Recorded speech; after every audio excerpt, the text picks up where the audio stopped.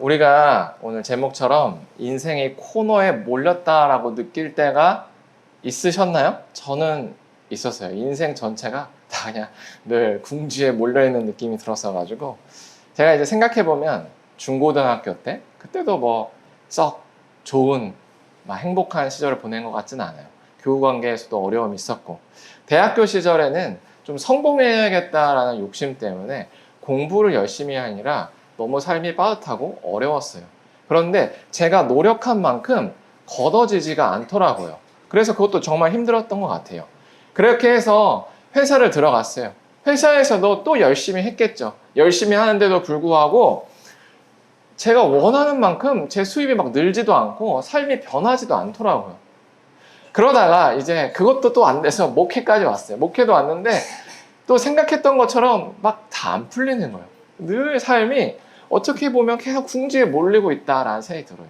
그래서 시도했던 게 유튜브인데 제가 유튜브 채널을 5개나 열었다 접었다 5개나 열었다 접었다를 반복을 했어요. 정말 이렇게 열심히 살았어요. 정말 이렇게 열심히 살았는데 참 신기하게도 늘 잘 안 되더라라는 거예요. 늘 잘 안 되더라. 저처럼 이렇게 실패를 많이 경험한 사람들은 시간이 흐르면서 실패에 익숙해집니다. 성공에는 낯설어져요. 그래서 그 뒤로도 뭔가 잘 되잖아요. 그러면 불안함이 찾아요. 불안함. 또 내가 괜히 이번에도 잘 될 거라고 괜히 또 설레발치고 기대해가지고 실망하지 않을까? 막 이런 걱정이 올라오면서 그냥 스스로가 마음을 막 내려놓고 정리하는 게 저의 모습인 것 같아요. 그래서 지금 보면 우리가 이렇게 새롭게 모두의 교회로 개척을 해서 모였잖아요. 그러면 제 마음이 어떨까요? 와, 이번엔 반드시 성공한다? 그렇지 않아요. 그런 마음이 없어요. 깜깜합니다. 제가 생각해도 야, 이게 되겠어? 이런 느낌도 있고 또 우리 교회가 자리를 잡으면 진짜 하나님 살아계시다. 이건 진짜 기적이다. 라고 저도 그렇게 생각한다라는 거예요. 그러면 저처럼 희망보다는 인생의 깜깜한 터널을 통과하고 있는 사람들은 어떻게 살아야 될까요? 그거에 대해서 오늘 나눠보려고 하는 거예요. 인생의 깜깜한 터널을 통과하고 있는 사람들이 과연 어떤 마음으로 살아야 되는지를 오늘 설교를 통해서 나눠보려고 해요. 그래서 오늘 설교를 잘 들어보시면 지금 깜깜한 터널을 통과하고 있거나 혹은 곧 내 인생이 그렇게 화창하지 않을 것 같다 하는 분들에게도 도움이 될 것 같다라는 생각이 듭니다. 우리가 깜깜한 터널을 통과할 때 어떻게 해야 되는지 알아보기 위해서 성경의 인물 한 명을 볼 건데 그 인물이 바로 아브라함이에요. 아브라함은 나중에 창세기를 읽다 보면 아브라함이라고 하나님이 이름을 바꿔주세요. 그 인물이에요. 그 아브라함을 하나님께서 창세기 12장 1절에서 부르십니다. 뭐라고 부르시냐면 너희 고향과 아버지의 집과 네가 살고 있던 모든 터전을 다 버리고 하나님께서 약속하신 약속의 땅으로 가라라고 명령을 하세요. 이때가 아브라함의 나이가 75세였습니다. 75세면 지금 우리가 생각해도 그 나이대예요. 이미 이때는. 막 900살씩 살던 시대가 아니고 정말로 한 120살 인근에서 죽는 그 시대였어요. 그런데 아브라함이 75세래요. 그렇다면 이때 이미 나이가 많이 들어서 인생의 새로운 도전을 한다는 게 엄청나게 말도 안 되는 시기라는 거예요. 그런데 아브라함은 이때 하나님의 약속을 의지해서 자신이 가지고 있던 모든 삶의 터전을 버리고 조카와 아내와 자신이 그동안 쌓아왔던 모든 재산을 가지고 약속의 땅인 가나안 땅으로 가게 됩니다. 그렇고 가게 되면서 이제 아브라함은 생각을 할 거 아니에요. 와, 하나님께서 나를 부르셨고 그곳에 가면 얼마나 행복할까? 행복 회로를 돌리고 있어요. 그런데 막상 가나안 땅에 도착하니까 예상했던 삶의 모습이 아닌 거죠. 왜냐? 가나안 땅 사람들이 아브라함에게 머물 곁을 주지 않는 거예요. 머물 곁을 주지 않아요. 그래가지고 아브라함이 정착을 하고 싶어도 정착을 할 수가 없었어요. 그래서 아브라함이 약속의 땅으로 들어갔는데 막상 들어가고 나니까 그곳에 있는 사람들이 아브라함과 그 가족들을 반기지 않는 거예요. 그래서 점점 내려오게 됩니다. 가나안 북부에 시작해서 점점 남쪽으로 내려와요. 머물 곳을 찾아서 점점 내려와요. 그런데도 불구하고 여전히 아브라함은 하나님의 약속을 의지해서 그 약속의 땅에 머물었다는 거예요. 그러다 바로 오늘 본문 첫 번째 구절인 10절의 사건이 나타납니다. 10절의 사건을 한번 같이 볼게요. 우리 같이 한번 읽어보겠습니다. 시작. 그 땅에 기근이 들었으므로 아브라함이 애굽에 거류하려고 그리로 내려갔으니 이는 그 땅에 기근이 심하였습니다. 10절에 나온 것처럼 이 땅에는 지금 기근이 심했대요. 아브라함은 정말 이 약속의 땅에서 하나님께서 무슨 일을 하실 것이라는 걸 믿었기에 이 이방 민족을 배척하는 가나안 사람들 사이에서도 버티고 버텼던 사람입니다. 그런데 그랬던 아브라함조차도 이번에 온 심한 기근에는 더 이상 버틸 수가 없던 거죠. 그래서 어딜 갔죠? 애굽으로 내려가기로 선택을 한 거예요. 이게 바로 심한 기근이에요. 이런 심한 기근을 맞으면 아무리 믿음을 따라서 살던 사람조차도 넘어져 버립니다. 그래서 현재 내가 가지고 있던 신앙 혹은 방향성을 잃어버려요. 이게 바로 심한 기근의 특징인데 우리 삶에도 그런 심한 기근이 온다라는 거예요. 이런 심한 기근은 어떻게 오느냐? 우리가 둘러싸고 있는 환경으로 옵니다. 우리가 처한 환경으로 와요. 그리고 또 그 환경 속에 있는 사람을 통해서 옵니다. 너무나도 안 맞는 사람, 직장, 학교, 어떤 조직에 있으면 너무 힘들어요.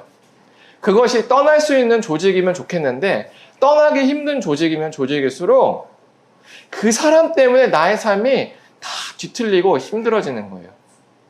또 하나는 이 환경이 문제예요. 내가 뭔가 새로운 일을 시작했어요. 새로운 환경에 도전을 했어. 새로운 환경에 들어갔어요. 그런데 처음에는 너무 좋아 보였는데 마치 늪처럼 시간이 지나면 지날수록 점점 어려워지고 있는 것을 볼 때 이것이 바로 우리 삶에 찾아온 심한 기근인 거죠.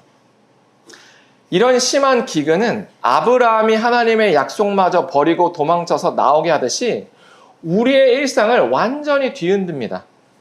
그래서 이것이 더 심해지면 우리의 생각이 완전히 부정적으로 바뀌어요. 그래서 점점 좌절하고 가라앉게 된다는 겁니다. 이게 심한 기근에 빠져 있는 사람의 모습이에요. 그래서 이런 심한 기근에 빠져 있는 사람들은 정말로 이런 악영향 가운데 어떻게 해야 될지 모른 채 그냥 쭉 가라앉는다는 거죠. 그래서 그때부터 그 사람이 앞을 보면 깜깜해지는 거예요. 벗어날 수도 없고 해결도 안 되고 어떡하나. 이런 깜깜한 터널을 우리가 가끔 인생에 살다 보면 원하지 않는데 들어가 버려요. 한 줄기 빛이라도 있으면 그걸 통해 나가겠는데 빛이 안 보이니까, 너무 깜깜하니까, 상황이 안 바뀔 것 같으니까 좌절해 버리는 거죠. 그렇다면 우리가 이렇게 깜깜한 터널, 심한 기근을 맞이할 때 어떻게 해야 되냐? 바로 모든 생각을 지금에 초점을 맞춰야 돼요. 모든 생각을 지금에. 아브라함이 심한 기근을 맞았을 때 생각이 어땠을까요? 아마 이랬을 거예요. 내가 지금 가나안 땅에 와서 자리도 못 잡고 너무너무 힘든데 이제는 먹을 것도 없어져서 이 사람들이 더 인색해졌다. 그럼 나는 더 이상 여기서 살 수가 없겠구나. 여기서 버티면 죽겠구나. 라는 부정적인 회로가 돌아갔을 거예요. 생각이 미래까지 갔을 거예요. 벌써 내가 굶어 죽고 내 자식, 내 양들, 내 소들 다 죽겠구나. 나 완전 끝났구나가 벌써 돌아가는 거예요. 이 심한 기근의 시작점부터 벌써 부정적인 회로가 돌아서 자기는 벌써 죽은 사람인 거죠. 그래서 어떻게 돼요? 도망치는 거예요. 그래서 우리도 심한 기근을 맞이하면 하나님의 그 믿음의 반응을 하는 게 아니라 생존 본능으로 도망을 치거나 분노를 일으키거나 싸우거나 그런 식의 방법을 택한다라는 거죠. 그래서 이럴 때 우리는 의도적으로 지금에 초점 맞춰야 돼요. 어차피 시선을 들어 멀리 봐봐야 깜깜하잖아요. 근데 다행인 건 내 발은 보인다는 거예요. 내 발 앞은 보인다는 거예요. 지금 내가 뭘 할 수 있는지는 알아요. 이때 할 수 있는 것 중에서 하나님께서 기뻐하시는 것을 집중해서 그거를 해가는 거예요. 지금 사람과 트러블이 있어요. 그럼 뭘 해야 돼요? 하나님께서 나에게 뭘 요청하는 거지? 지금 내가 어떻게 저 사람에게 하길 원하시는 거지? 여기에만 집중하는 거예요. 하나님께서 지금 나에게 환경을 꼭 묶어놨어요. 정말 감옥에 갇힌 것처럼 느낌이 들어요. 그러면 그때 뭘 해야 되냐? 지금 내가 뭘 하나님을 위해서 할 수 있지? 여기에만 집중하는 거예요. 결과는 하나님께 맡기는 거죠. 그렇게 하루 살아가는 거죠. 왜냐? 하루에 뭘 할 수 있는 거는 아니까. 근데 이것이 먼 미래에 우리를 통과하게 했을지는 몰라요. 하지만 통과는 하나님께 맡기는 거예요. 통과하느냐 안 하는 건 하나님께 맡기는 거고, 우리가 하는 건 지금 내가 할 수 있는 것 중에서 하나님께서 기뻐하시는 거에 집중하는 게 우리가 해야 될 역할이라는 거예요. 그때 하나님께서 일하신다라는 겁니다. 그때 하나님께서 일하신다라는 거예요. 그래서 나도 모르는 사이에 하루하루 한 발 한 발 하다 보면 깜깜해서 길을 몰랐는데 어느 날 통과해 있다라는 겁니다. 지금 우리가 교회를 개척한 지 4주가 됐어요. 첫 주에는 저희 가족끼리 예배를 드리면서 그냥 정신이 없었어요. 그냥 우르륵 지나가 버렸어요. 그리고 두 번째부터는 뭐 주보도 만들고 홈페이지도 만들고 이런 걸 하느라 또 정신없이 지냈습니다. 그리고 세 번째 되면서 이제 예배의 틀을 갖춰가게 된 것 같아요. 그리고 이제 4주차가 되니까 이미 급했던 불들은 다 꺼지고 나서 이제 저는 현실이 보이기 시작하는 거예요. 홈페이지를 만들고 지도에 올리면서 이제 교회를 쳐다보니까 지도상에 우리 교회만 보이는 게 아니라 다른 교회도 보이는 거예요. 그러면서 다른 교회도 한 번씩 들어가 봐요. 그러면 갈 길이 멀고 깜깜하고 정말 안 될 것 같다라는 생각이 막 지배적으로 몰려오는 거예요. 그러면서 되겠나? 저도 이런 생각이 막 들어요. 그러면서 제가 생각을 했어요. 이 설교를 준비하면서 하나님, 내가 이 상황인데 어떻게 하죠? 그때 하나님께서 저에게 주신 마음이 바로 이거예요. 성재야, 너 지금 예배 드릴 수 있어. 성재야, 너 지금 그래도 모여있는 사람이 있어. 그 사람들과 함께 행복하게 정말 하나님 뜻대로 살아가는 거 해야 해. 근데 하나님, 지금 이거 행복하게 한다고 누가 올 것 같지는 않은데요? 그건 나에게 맡겨. 너는 지금 할 수 있는 거에 최선을 다해서 하나님 뜻대로 한 발 한 발 걸어가. 제가 받은 메시지인 거예요. 그러고 나니까 비교가 안 되더라고요.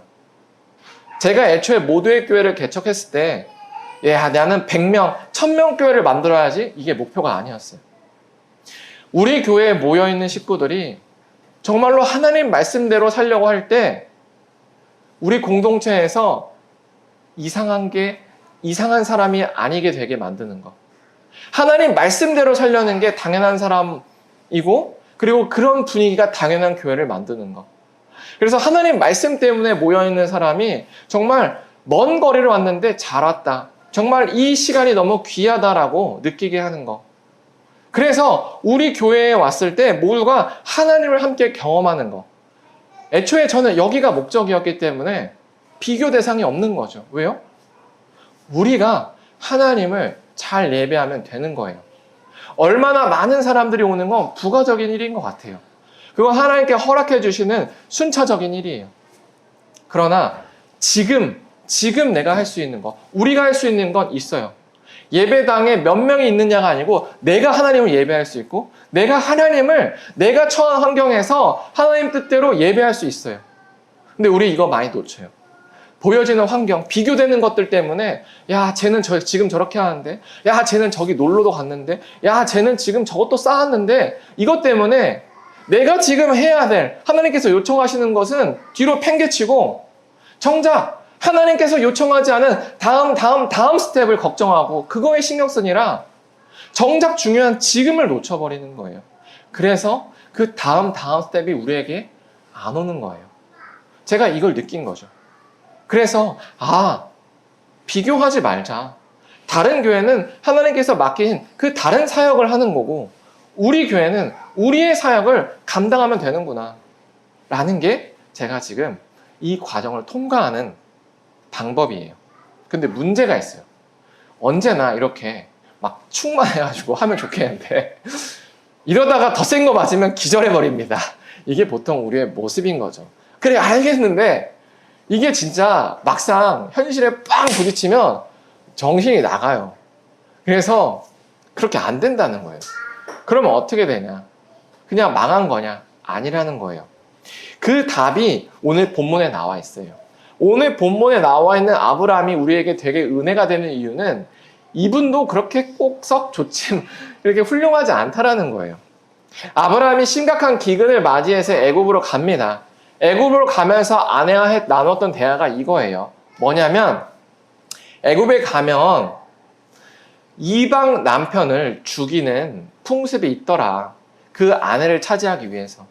근데 내가 당신을 보니까 딱 봐도 너무 투머치로 아름답다. 그래서 나는 이대로 갔다간 죽게 생겼으니 우리 사실은 친척 관계니 너를 누이라고 하고 넌 나를 오라비라 해라 라고 말을 맞춥니다. 그렇게 애굽에 도착하니까 정말로 애굽 사람들이 이 아브라함의 아내 사레의 외모에 반해요. 본인들이 취하기 너무 부담스러울 정도로 아름다우니까 야 이렇게 예쁜 여인은 왕께 바쳐야겠다라고 생각해서 왕의 고관들이 앞장서서 사레를 궁으로 이끕니다. 근데 정말로 바로도 이 사레가 너무 마음에 들었어요. 그래서 바로 결혼을 하는데 지참금을 주죠.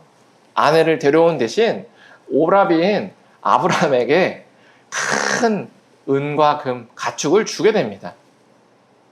아마 이때까지만 해도 아브라함은 긴장 속에 막 정신없이 해서 예 하면서 진행했을 거예요.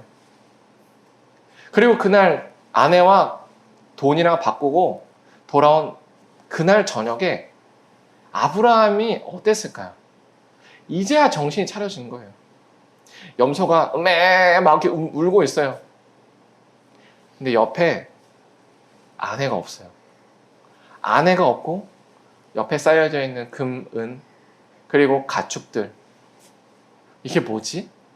내가 뭔 짓을 한 거지? 이제 와서 뒤늦게 후회를 한다는 거예요. 심각한 기근에 딱 맞아요. 우리가 믿음의 반응을 해야 되는데 그렇지 못하고 넘어져요. 나랑 관계가 안 좋은 사람한테 막 화를 버럭 지르면서 원수가 돼버려요. 그리고 돌아와요. 근데 뭐 한 거지? 현타가 옵니다. 그리고 회사가 마음에 내가 여기밖에 없을 줄 알아 하고 떠나요. 사직하고 돌아와요. 다음날 현타가 와요. 뭐 한 거지? 나 이제 어디 가지? 마치 아브라함의 느낌이 그랬다라는 거예요. 그럼 이제 끝났다 라는 생각밖에 안 들어요. 근데 정말로 신기한 건 뭐냐? 오늘의 결론이에요. 결론을 한번 같이 볼게요. 13장 1절에서 2절에 한번 같이 읽어볼게요. 시작. 아브라함이 애굽에서 그와 그의 아내와 모든 소유와 롯과 함께 네겝으로 올라가니 아브라함에게 가축과 은과 금이 풍부하였더라. 결론을 볼게요. 방금 전에는 망했고 망연자실이었어요. 뭔 짓을 한 거지? 했는데 지금을 보니까 결론을 보니까 아내도 있고요. 왕한테 받은 소유도 다 있다는 거예요. 그리고 애굽에서 나와서 가나안 남부 지역으로 도착했다는 거죠. 약속의 땅으로 다시 와 있어요. 부자가 돼서. 무슨 일이 있었을까? 바로 하나님이 그날 밤에 일하기 시작한 거죠. 이제 바로 왕이 사례를 아내로 맞아들이고 하룻밤에 보내려는 그 순간 하나님께서 바로의 꿈에 직접 나타나십니다. 그리고 경고를 하세요. 너 얘 안 보내면 그냥 끝나. 그리고 본보기의 재앙을 내리십니다. 바로가 놀래요. 그래서 아브라함을 부릅니다. 그리고 이렇게 얘기합니다. 너 왜 속였냐? 그러니까 아브라함이 두려워서 속였습니다. 그러니까 바로가 너무 황당해서 야 당장 사라져. 네가 가진 모든 재물 부정타니까 다 들고 떠나 라고 얘기하는 거예요. 그러자 나오고 보니까 뭐예요? 정신 차려 보니까 부자가 되어 있네. 이게 뭐지? 뭐지 이게? 이거예요. 이게 하나님의 자녀가 누리는 특권이에요. 하나님의 자녀는 정말로 연약해서 넘어질 수도 있어요. 넘어져서 이를 그리칠 수가 있어요. 하나님의 뜻과 별개의 정반대의 일을 갈 수가 있어요. 그런데 그때 하나님이 그 일을 수습하기 위해서 일하신다는 거예요. 아브라함이 약속의 땅에 가서 자손을 번성해야 되는데 약속의 땅도 떠났어요. 번성해야 될 아내도 버려버렸어요. 뭘로 해? 이때 하나님이 일하기 시작한다는 거예요. 하나님이 다 수습을 해버려요. 그래서 야, 너 정착이 어렵냐? 돈도 줄게. 돈도 줘요. 야, 아내도 내가 데려다 줄게. 데려다 줍니다. 이게 바로 하나님의 자녀가 누리는 특권이에요. 우리가 지금까지 걸어온 삶을 돌아보세요. 내가 예수님을 몰랐을 때 정말로 내 마음대로 살았어요. 그리고 예수님을 알았어도 잘 모르기 때문에 내가 하나님의 뜻과 다르게 갈 때도 많았어요.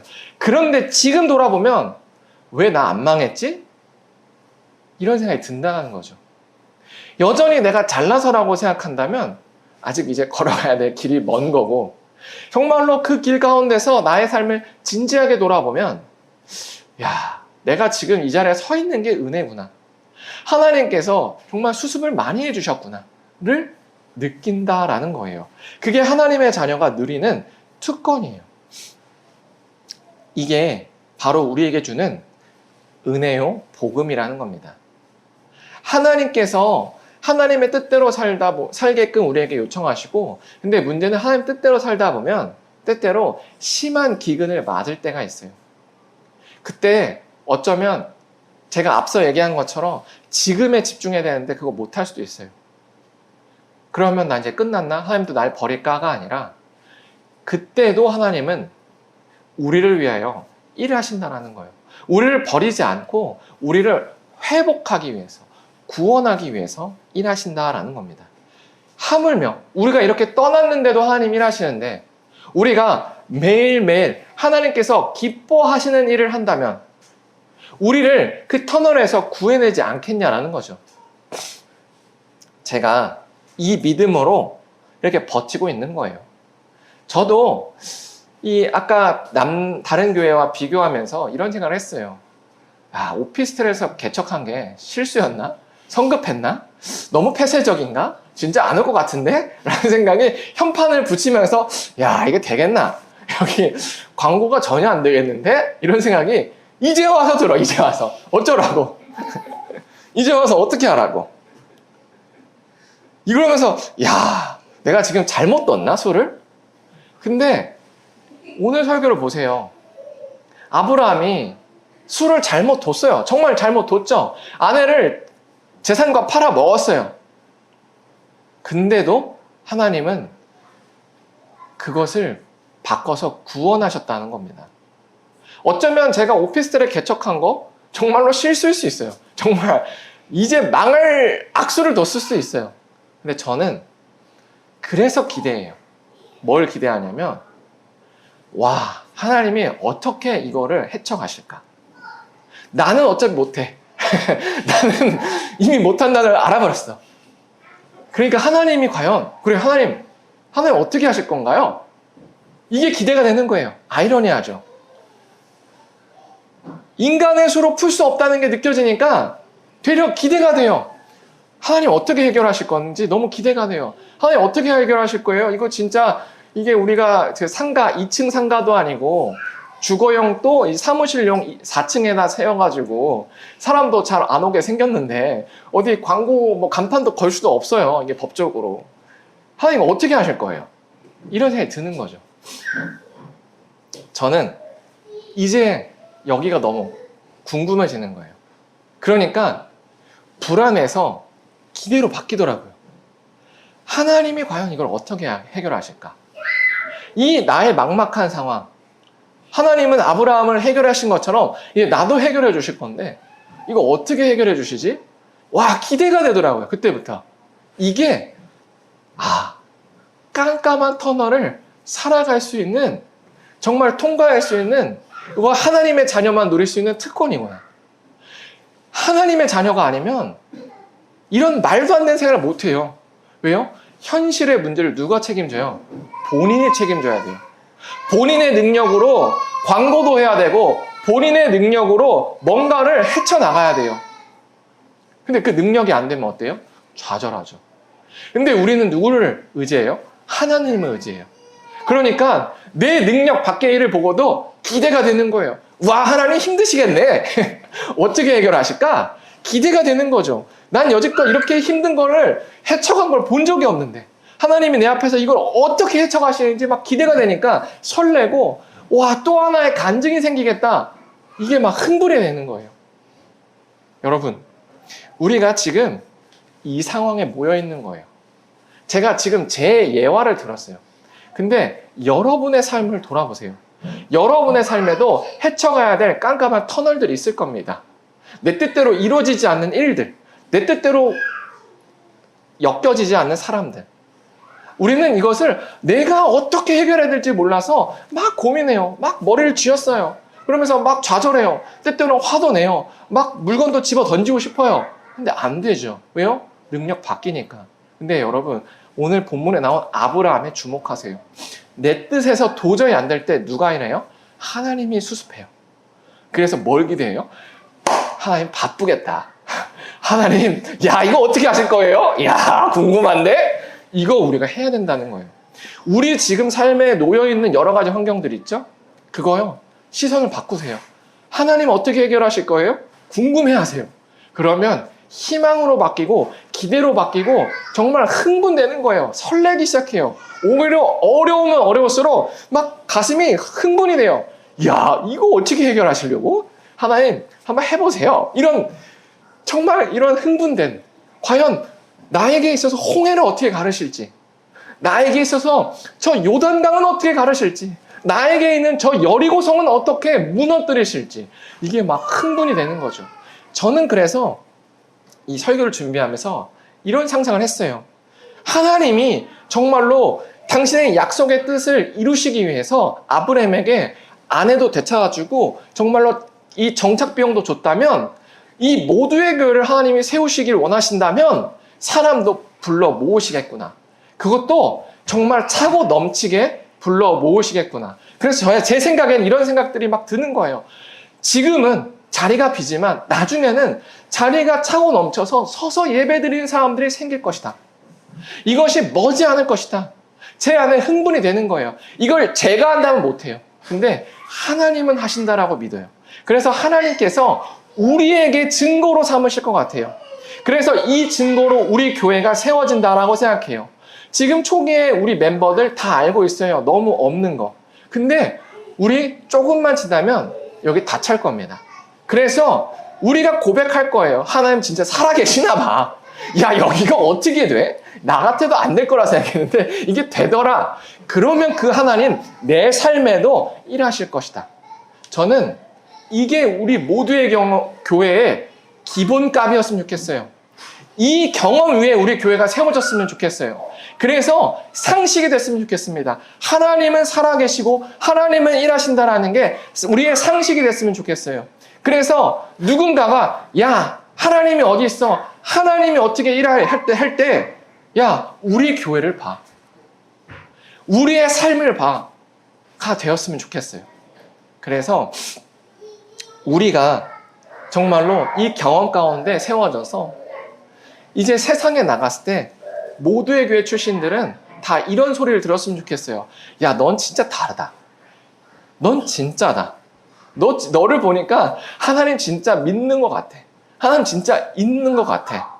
내 눈에는 안 보여도 너는 그렇다라고 정말 착각한 것처럼 정말 철떡같이 믿는 것 같아. 이런 소리 들었으면 좋겠어요.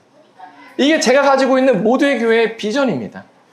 우리 모두의 교회 출신들은 정말로 하나님을 경험하는 거예요. 이 예배당이 정말로 말도 안 되는 상황에서 하나님이 채워지고 세워주고 또 내 삶에서 그 하나님이 내 삶을 해결해 가는 걸 경험하면서 모두의 교회 출신이면 누구나 넌 다르다.